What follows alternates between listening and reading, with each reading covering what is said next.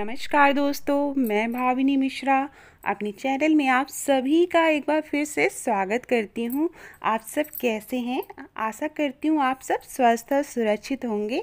इस वीडियो में मैं आपसे शेयर करने जा रही हूँ वट सावित्री व्रत के बारे में। बहुत सी बातें, बहुत से क्वेश्चंस आ रहे थे। मैंने जो वीडियो बनाए हैं पूजा विधि, पूजन सामग्री, मुहूर्त, तो उसमें बहुत सारे क्वेश्चंस आ रहे थे, बहुत सारे सवाल आ रहे थे जिनके जवाब मैं इस वीडियो में दूंगी। और मैं बताऊंगी कि इस व्रत में चने और खरबूजे का क्या महत्व है। साथ में मैं बताऊंगी कि सूर्य ग्रहण है तो पूजा करनी है कि नहीं करनी है, बायना कैसे देना है, विसर्जन कैसे करेंगे, कितने फेरे लगाने हैं, और बहुत सारे क्वेश्चंस के आंसर दूंगी मैं इस वीडियो में, तो बने रहिएगा।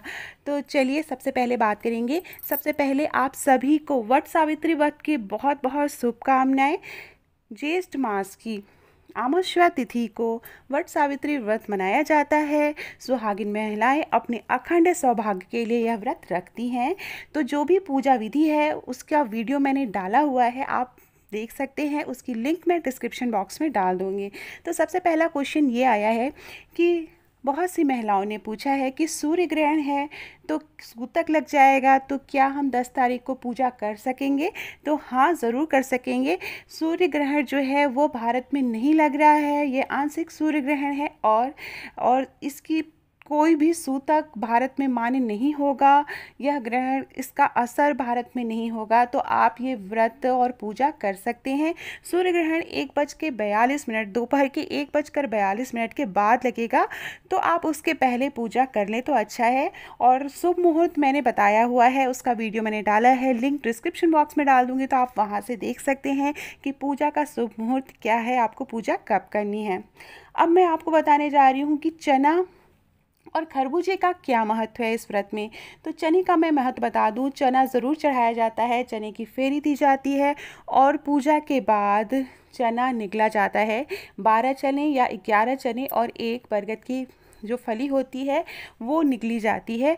तो चने का महत्व ये है कि ऐसा माना जाता है कि जब यमराज ने सावित्री को सत्यवान के प्राण वापस दिए थे तो उन्होंने चने दिए थे सावित्री को और कहा था कि इसे खिला देना सत्यवान को तो उसके प्राण वापस आ जाएंगे। तो इस मान्यता के अनुसार ही चने का महत्व, पूजा में काले चने का महत्व बहुत ही ज़्यादा माना गया है। और खरबूजे का महत्व भी है क्योंकि इस व्रत में ठंडे फल, जो ठंडे फल होते हैं, पानी वाले फल होते हैं, उनके दान देना, उनको पूजा में चढ़ाना, बरगद भगवान को चढ़ाना, ठंडे फल चढ़ाने का विशेष महत्व है। इसलिए खरबूजा इस व्रत में चढ़ाया जाता है। 2 खरबूजे चढ़ाने होते हैं। एक खरबूजे आप कोछे में या बायना देते हैं और दूसरा जो खरबूजा है वो बरगद वृक्ष को चढ़ाते हैं, वट वृक्ष को चढ़ाते हैं। अब बहुत सी महिलाओं ने पूछा है कि पहली बार अगर हम व्रत रख रहे हैं तो क्या रख सकते हैं, इस बार ग्रहण है? तो हाँ, जैसा कि मैंने बताया, ग्रहण का कोई असर नहीं रहेगा। तो जो भी महिलाएं या नवविवाहित महिलाएं हैं या जिनको पहली बार व्रत रहना है वे इस व्रत को रख सकती हैं। बहुत से लोग पूछते हैं कि उनके यहाँ व्रत कोई नहीं रहता है और वो पहली बार वट सावित्री व्रत का रहना चाहती हैं, तो क्या वो शुरू कर सकती हैं? तो हाँ, आप शुरू कर सकते हैं। लेकिन अगर आपके ससुराल में वह व्रत नहीं कोई रख रहा है अभी तक, तो जो भी व्रत है वो हमेशा आप जाके मायके से उठाते हैं। और जो भी कोई भी सुहागिन वाला जो व्रत होता है वो हमेशा अक्सर मायके से उठाया जाता है। मायके आप नहीं जा सकते तो मायके के पैसे से या जो मायके से सामान आता है उसी से पूजा करके व्रत उठाया जाता है।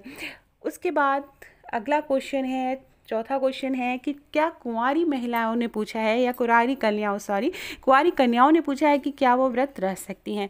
तो इस समय पहले जब प्रथाएं थी तब ये व्रत खाली सुहागिन महिलाएं ही रखती थी, लेकिन आज समय के साथ बदलने के साथ बहुत सारी कुंवारी जो लड़कियां होती हैं वो व्रत रखती हैं। अच्छे पति पाने के लिए यह व्रत रखा जाता है। तो कुंवारी लड़कियां, जैसे कि कोई भी व्रत है, तीज का व्रत है, हरियाली तीज का व्रत है या करवा चौथ का व्रत है, तो ये कुंवारी कन्याएं भी रख सकती हैं। अच्छा पति पाने के लिए यह व्रत रखा जाता है।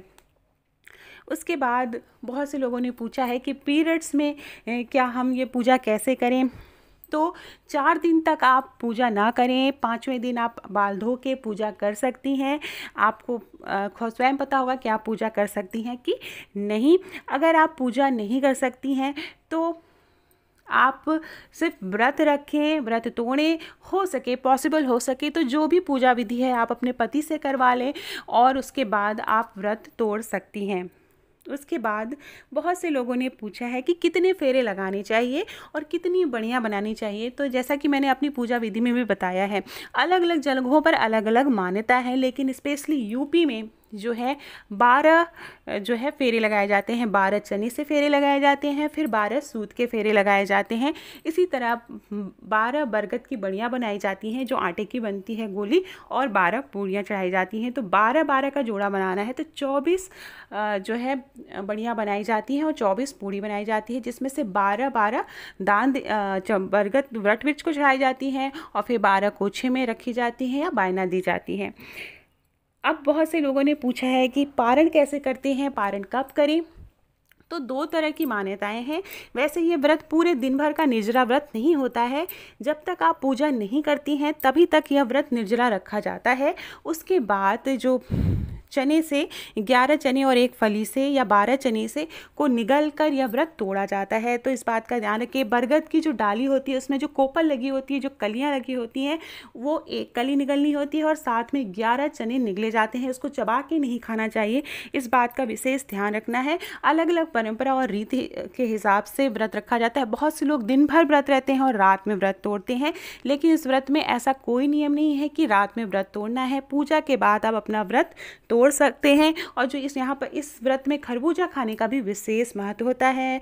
आम का मुरब्बा चढ़ाया जाता है, चने, काले चने भिगो के चढ़ाए जाते हैं।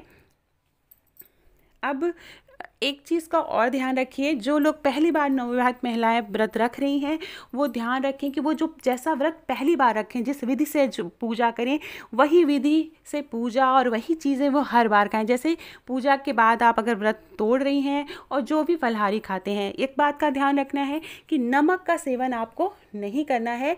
भोग में भी कोई भी नमक वाली चीज़ नहीं चढ़ानी चाहिए, कोई भी खट्टी चीज़ें नहीं खानी चाहिए। ठंडे फल खाए जाते हैं, ठंडी चीज़ें खाई जाती हैं, जैसे कि खरबूजा चढ़ाया जाता है और खाया जाता है फलों में। और आप केला खा सकते हैं। खट्टी चीज़ें ना खाएं, इस व्रत में खट्टी चीज़ें नहीं खानी चाहिए और पूजा करने तक निर्जला व्रत रखा जाता है। बायना का सामान किसे देना चाहिए, कुछ लोगों ने पूछा है। तो 9वां क्वेश्चन है कि बायना का सामान या सुहाग का सामान किसे देना चाहिए। तो जो बायना होता है, जैसे कि बिहार है, मैंने एक चीज़ और बता दूं कि बिहार साइड या झारखंड साइड में जो है ऑड नंबर्स में फेरे दिए जाते हैं, जैसे 5, 7 इस तरह से फेरे दिए जाते हैं। 5 पूड़ियाँ बनाई जाती हैं, 5 बड़ियाँ बनाई जाती हैं। तो ये अपने बड़े बुजुर्गों से आप पूछ लें कि कितनी पूड़ी उनके यहाँ क्या रिवाज है।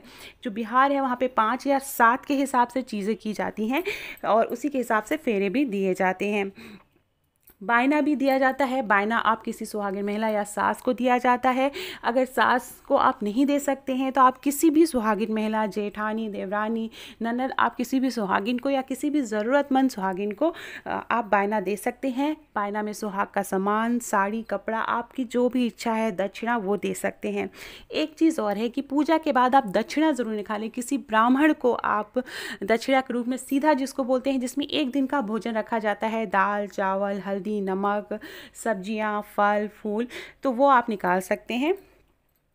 अब बहुत से लोगों ने पूछा है कि वट वृक्ष की अगर हमें डाली ना मिले तो हम किस चीज़ से पूजा करें, कैसे पूजा करें।